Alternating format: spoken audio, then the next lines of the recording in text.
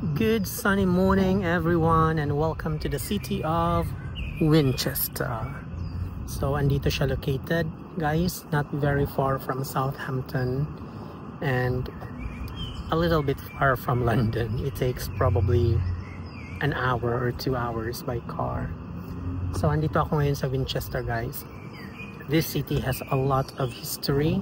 So today I'll go around and Google whatever I can find, places to go, historical spots to go, and I'll try my best to give a little bit of information about them. So enjoy the video.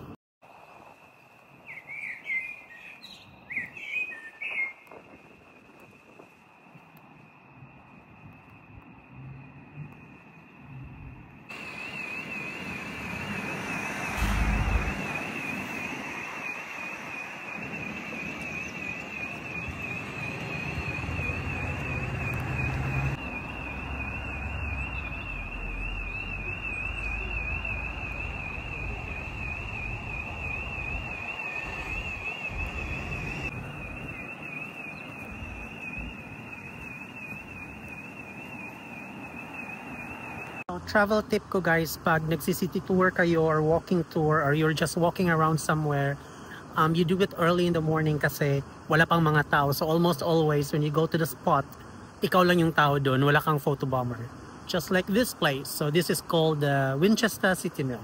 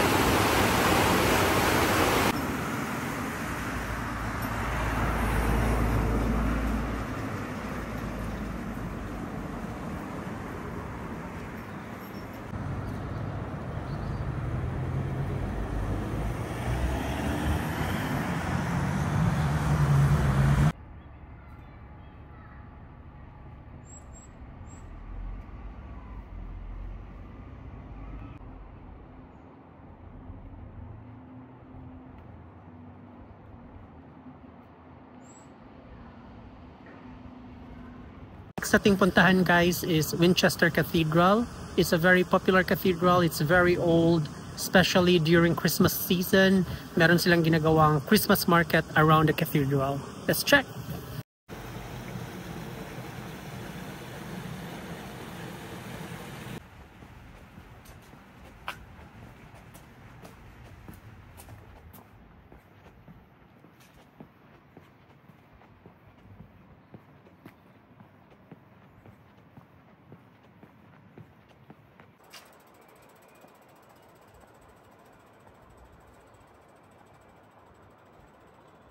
Ito pa lang yung likod ng cathedral guys. Ayan. So punta tayo doon sa harapan. Yung harapan niya is parang may medyong green area na parang ganito. So doon ginagawa yung Christmas market.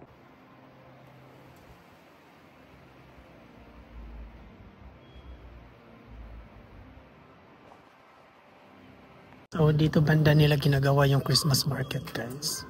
Diyan.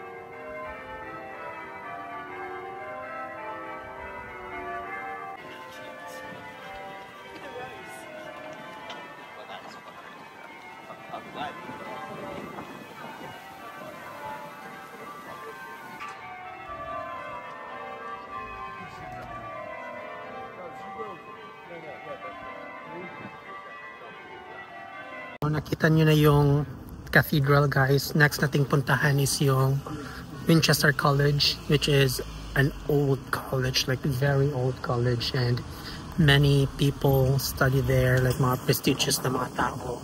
Yung previous Prime Minister, dyan siya graduate. It's a boarding school, quite expensive. Basically, anak ng mga mayayaman all over the world, they go to that college to study. Let's go!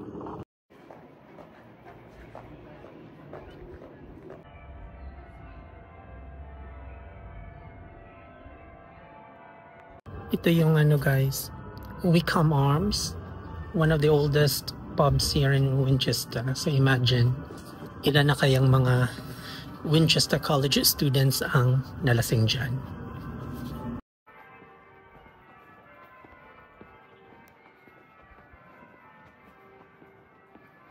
Bawal tayong pumasok sa college, guys, but as you can see, itong buong complex na to, ayan, part siya ng college. Malaki pa yan dyan sa loob. At itong mga units sa likod ko, most probably they are the houses or boarding rooms ng mga students.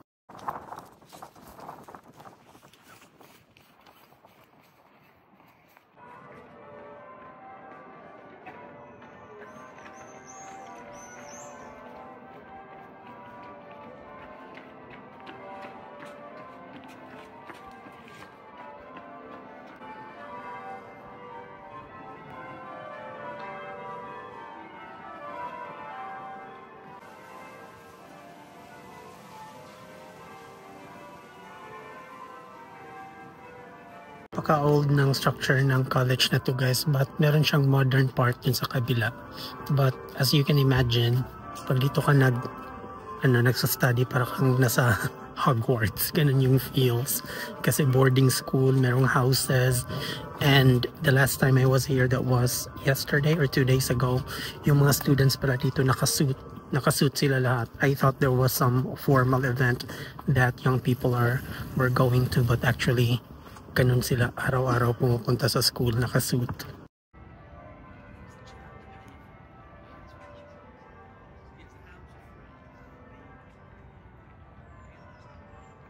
Dito tayo sa entrance ng Wolvesey Castle, guys. Unfortunately, yung English Heritage card ko is nag-expire na, so I can't go in. But you can see the old Roman walls there, and then some ruins, andun yung castle. So Google nyo na lang. Sorry, di ko makapasok dun sa loob.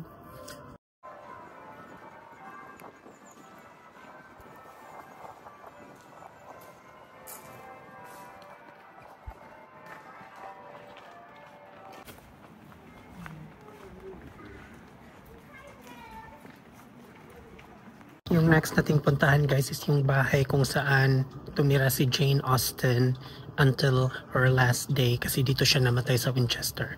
Si Jane Austen pala, guys, yung author ng Pride and Prejudice, di ba, yung ginawang movie. Meron din siyang ibang mga novels. I went to her house in Bath, though she wasn't born there, but she lived for a few years in Bath. And yung Pride and Prejudice na movie itself, dun din, yung setting is dun sa Bath. Dun yung shooting location. So ito yung bahay niya. Lumagpas na pala tayo.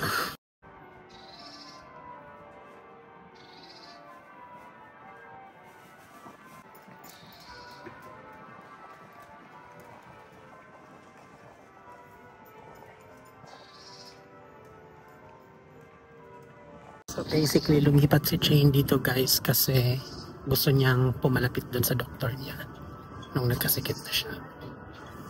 So very unimposing house, very humble. College na yung may-ari ng unit na yan.